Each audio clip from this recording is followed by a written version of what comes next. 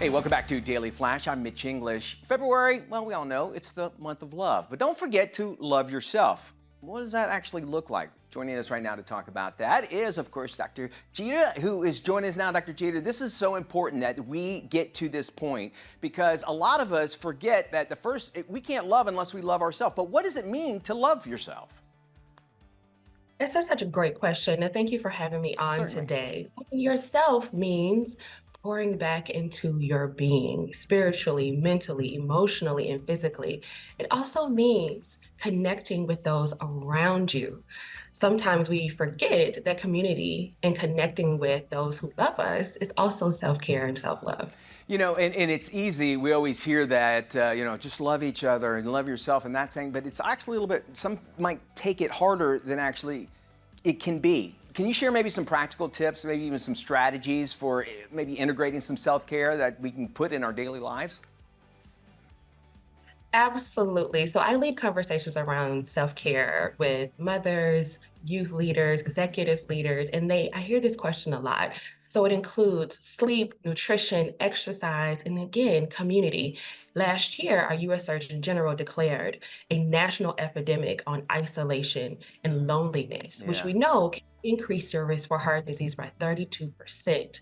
And so incorporating these four practical tools can help us generate a form of self-love and care. We saw that during the pandemic, a huge rise in all this because people were, staying home and that sort of thing. And then, a lot of research comes out. It's like, all right, well, I need to start, having self-care. But there's some misconceptions that came along the way about self-care. Maybe like the idea that you're being indulgent in yourself or maybe even selfish. Are those common misconceptions when people think of self-care? Absolutely, absolutely. But when you think about pouring back into yourself and being an example of self-care for those around you, how could self-care and self-love ever be selfish? Well, it's actually, yeah, that's a very good way to look at it. And I think maybe that's the way to start off by that. I think, too, there is a condition, though, where I think, and I'd like for you to speak on it, because a lot of times we put ourselves out there, like on Facebook, and we're showing, all this look at me, and look how much to love me, and that sort of thing. Could that sway to a different manner, maybe bringing on a different mental health crisis? Absolutely. When you think about burnout and issues that we're seeing within our community, for example, we saw millions of people leaving their jobs from Yeah. exhaustion, being able to feel tired from just being overworked and having ways to not take time off. So it's important for us to think about what are we doing to pour into ourselves? How are we improving our mental health? How are we ensuring that we prevent burnout? And taking time off is another form of self care. I think that people tend to focus it on being selfish, but it is impossible if you're loving yourself and showing others how to do the same. I love that. Yeah, and again, as I started off with, even I know you can't love anybody else until you love yourself because you're just going to project onto them. And the stats of what's going on in the world and here in the United States are extremely interesting. First off, check this out. 1 in 5 U.S. adults experiences mental health illness each year. 1 in 28 U.S. adults have experienced serious mental illness each year. And then 50% of all lifetime mental illness actually begins at the age of 14. Then 75% is at age 20. Why 14, Angelica? When we think about the ways in which our youth are engaging the world around them, we see things around social media, we see things around a lot of isolation and lack of connection and getting outside and connecting with their friends and family. And we know that the earlier you are connected to social media, the more likely you are to suffer some forms of mental illness and mental disease, unfortunately. There's a Justin Bieber song, and I always use this. Instead of, you know what I'm talking about? You just need to love yourself. And I hear that because there's another thing you say when you're mad at somebody, hey, you need to go, whatever. But I think that is so much more deeper because obviously if they're doing something mean or something wrong, they're not loving themselves.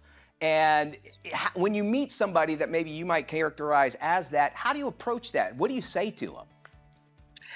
I think that it's important when you have someone in your life who may be experiencing some mental health issues or illness or problems in that moment, Uh-huh. extend grace to them, offer a safe space, give them vulnerability. Because I know that when we share our own journey from a healed place, we give people the courage to do the same thing. So, grace, safety, honesty, and vulnerability is essential when you see someone else going through those experiences. I love that, and also it's kind of like a mentor too. If you could see somebody that, wow, that person just seems to have it together. Well, obviously they love themselves. Let's talk about your experience. What are some maybe the most significant benefits that maybe people can really experience when they do get that self-care? Where are we seeing a 180 in their life, or are they seeing life differently? I absolutely love this question. The benefits are unsurmountable when we think about the level of sleep. We all need more sleep, right? Yes. Improving sleep, improving our overall health, being able to connect with others in a meaningful way, being able to be more productive and having energy throughout the day.